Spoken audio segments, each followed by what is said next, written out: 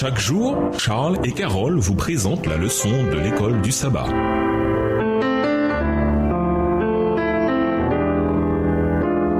Bienvenue à votre émission. Dieu nous parle. Nous voilà sur de lundi. La lumière dans un monde de ténèbres. Dans Philippiens 2, verset 14, Paul exhorte les Philippiens à tout faire sans plainte ni contestation. Bible en français courant. Les défis en vue de l'unité de l'Église sont tellement graves qu'on ne peut la maintenir sans effort important de notre part. L'unité dans l'Église est une conséquence de notre union avec Christ et de l'obéissance à sa parole. Et elle est vitale pour notre témoignage, comme Paul le souligne en nous appelant à briller dans les lumières du monde. Philippiens 2, verset 15. Les nuits sans lune, loin des lumières aveuglantes des villes et des éclairages publics, on voit davantage d'étoiles et elles semblent briller plus intensément. C'est le contraste qui fait la différence. Plus le ciel est noir et plus les étoiles ressortent. C'est la même chose pour notre témoignage. Plus les ténèbres morales qui nous entourent sont profondes, plus frappant est le contraste entre la vie des véritables disciples de Dieu et celle des gens du monde. Comme il est important dans ce cas de ne pas laisser les lumières artificielles des idées, des pressions et des pratiques du monde reléguer notre témoignage en arrière-plan ou le faire disparaître totalement. Lisons Philippiens 2, les versets 15 et 16. Comment Paul décrit-il ce que les enfants de Dieu doivent être et doivent faire? Philippiens 2, les versets 15 et 16, afin que vous soyez irréprochables et purs, des enfants de Dieu irrépréhensibles au milieu d'une génération perverse et corrompue, parmi laquelle vous brillez comme des flambeaux dans le monde, portant la parole de vie, et je pourrai me glorifier au jour de Christ, de n'avoir pas couru en vain, ni travaillé en vain. Irréprochable signifie sans défaut, sans reproche. Ce terme est utilisé notamment pour Job et son caractère sans reproche. Voir Job 1, verset 1 et 8, Job 2, verset 3. Voir également Job 11, verset 4, Job 33, verset 9.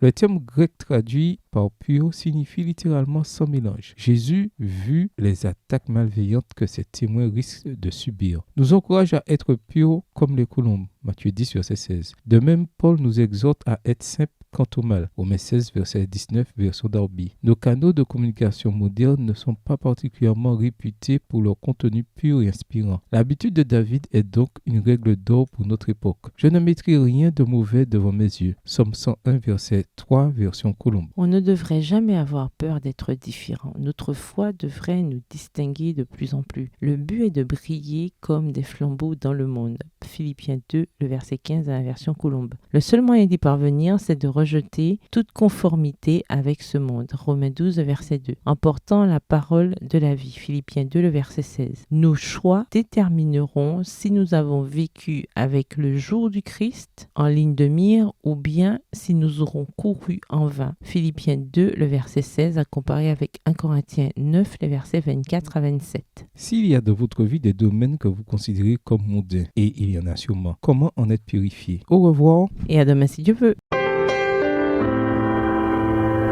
Dieu nous parle. Chaque jour, Charles et Carole vous présentent la leçon de l'école du sabbat.